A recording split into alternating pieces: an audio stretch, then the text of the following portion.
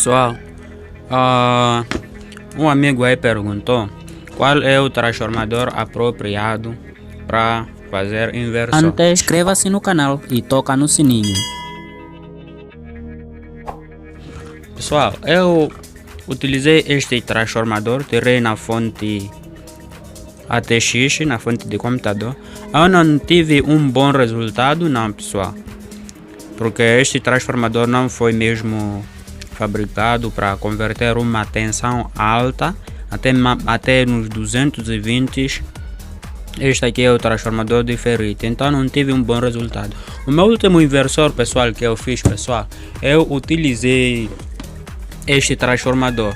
Eu tive um resultado bom, mas também eu fui utilizar este transformador droidal aqui.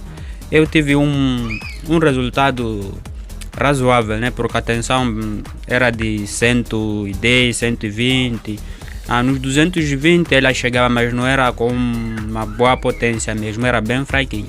Mas quando eu utilizei este transformador aqui, pessoal, porque este transformador é o transformador próprio de ferrite mesmo, ele é bem gigantesco para inversores, pessoal.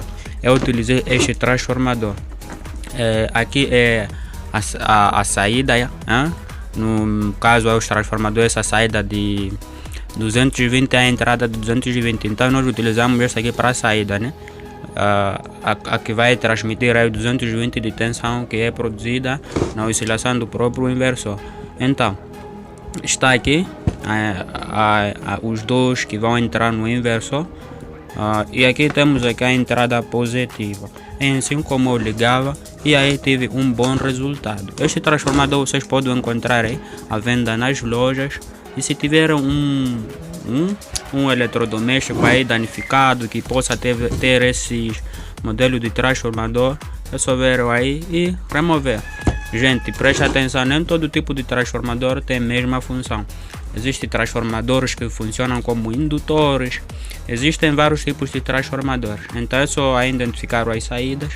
Eu tive este aqui, por exemplo, eu tive este transformador aqui.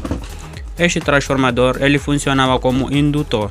O que eu tinha que fazer, pessoal? Eu tive que fazer uma alteração aqui.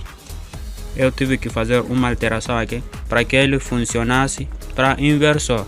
Então este transformador também funciona para inversor, mas não tira uma boa capacidade de potência que eu preciso, pessoal. Então, sem mais delongas, é assim, pessoal. Para você ter um bom resultado no seu inversor, pessoal, é através do transformador. Você tem que ter um bom transformador, pessoal, que você vai adquirir uma boa baixa potência para fabricar o vosso inversor caseiro. Sem mais delongas, até a próxima.